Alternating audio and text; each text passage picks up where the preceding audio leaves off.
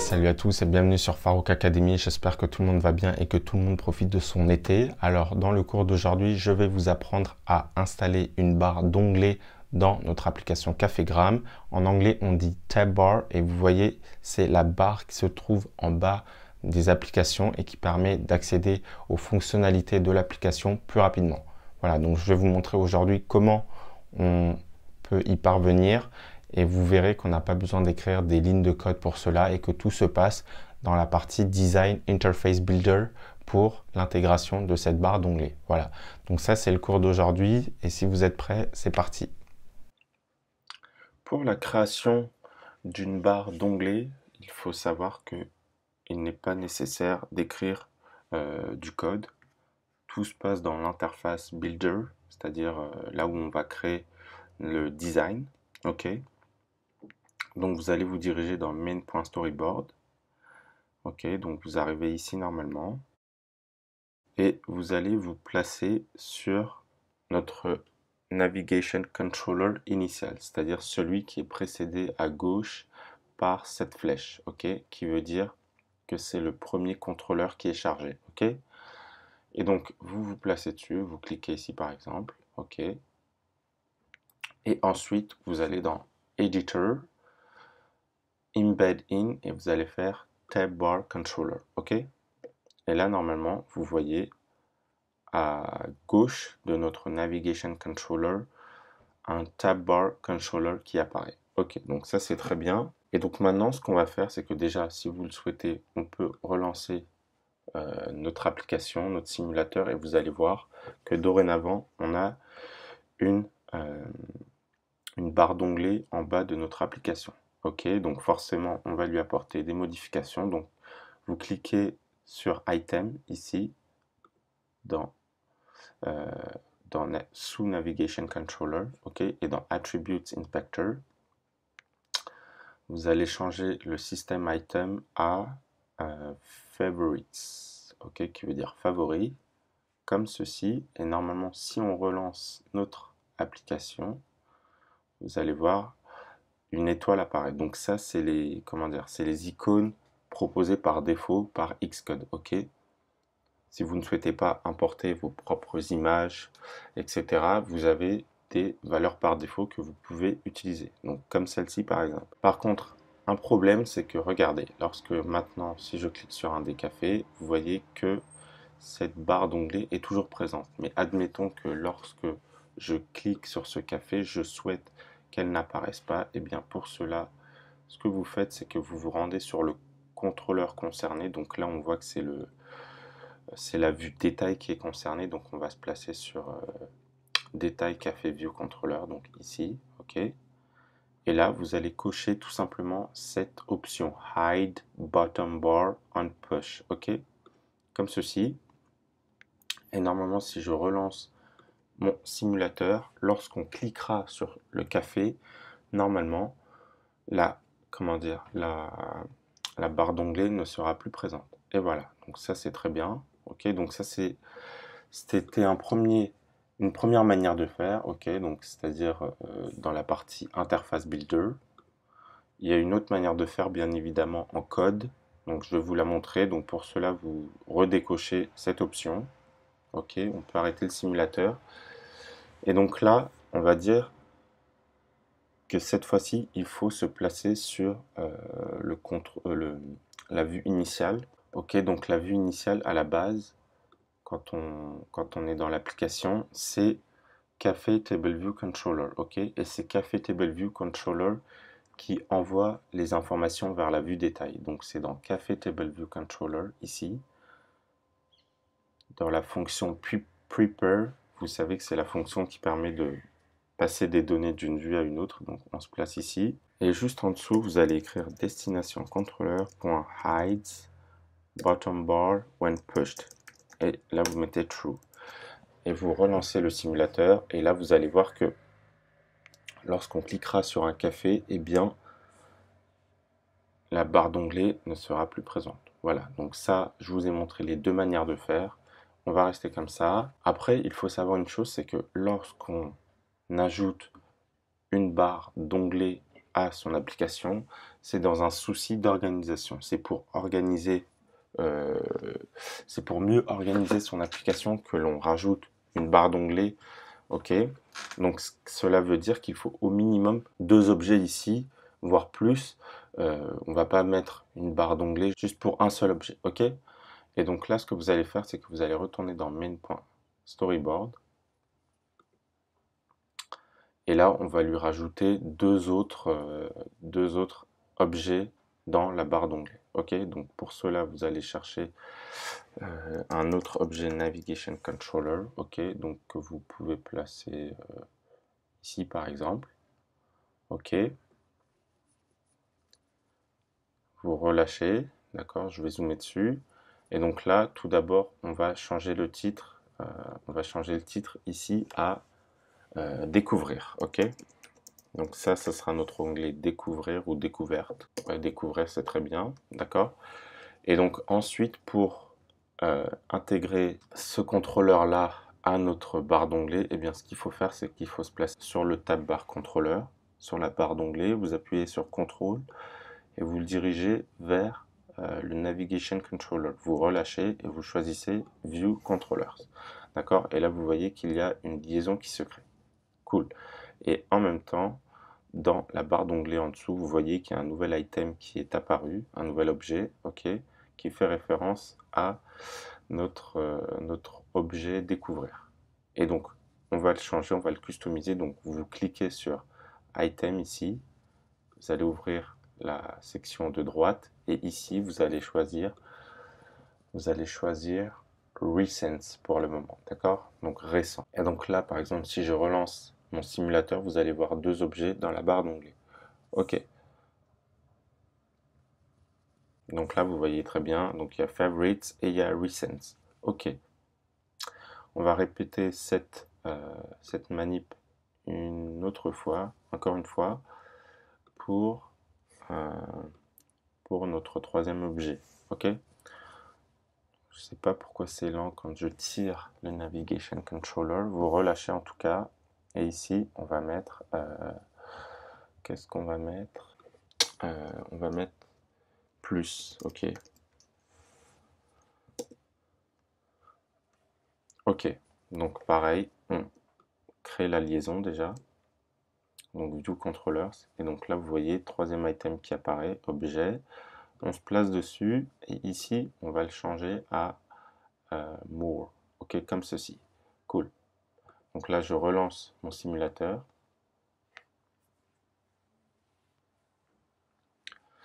Et vous allez voir qu'on a bien trois éléments dans notre barre d'onglet. Donc ça, c'est très bien. Par contre, si vous cliquez dessus, ils sont vides, ce qui est normal parce qu'on n'a pas écrit de code pour le moment. Ok, vous voyez bien le titre, découvrir ou plus, mais il n'y a pas d'information. Ok.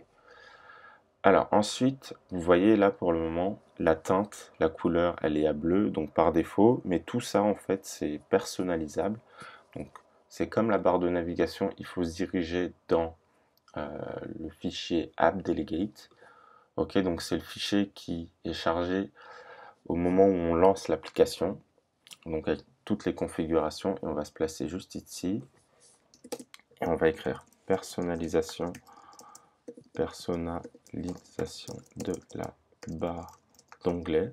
Ok, et là vous allez mettre UI tab bar parce que c'est notre objet tab bar qui est concerné. Apparence point alors je crois que c'est tint color, ouais, et ici on va utiliser un objet UI color et je vais utiliser les mêmes valeurs pour avoir cette couleur. Ok, donc je sais maintenant que c'est 255, 0 et 153. Ok, je crois que c'est ça. Je vais quand même vérifier. Ouais, c'est 255, 0 et 153. Donc ça, c'est très bien. Et admettons, si vous souhaitez changer la couleur de la barre d'onglet à noir, c'est très simple. Vous allez écrire UI tab bar.apparence.bar tint color est égal à .black. Ok, et donc là, si je relance mon simulateur, vous allez voir que la barre d'onglet, et personnalisé. Voilà, donc ça c'est un look. Ah, je me disais bien que c'était pas la bonne valeur, donc je relance.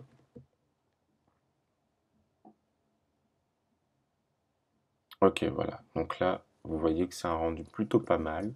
Si vous, voilà, si vous voulez que votre application ait un rendu plus obscur, sinon, ce que vous pouvez faire, c'est qu'ici, nous, on va utiliser d'autres valeurs, donc 255, 255 et 255. Et je relance le simulateur. Non, c'est même pas ça, c'est 250.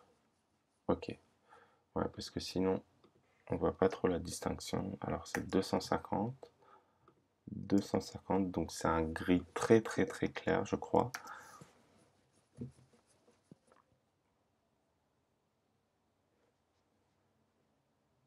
Voilà, donc là vous voyez un gris clair très léger, c'est très sympathique.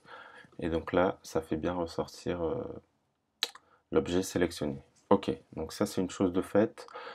Ensuite, il faut savoir qu'on peut importer nos propres images, nos propres icônes ici. Ok, donc c'est ce qu'on va faire maintenant. Donc vous vous dirigez dans le fichier assets.xassets et vous allez importer ces trois images. Donc je mettrai le lien dans la description comme d'habitude. Vous les importez.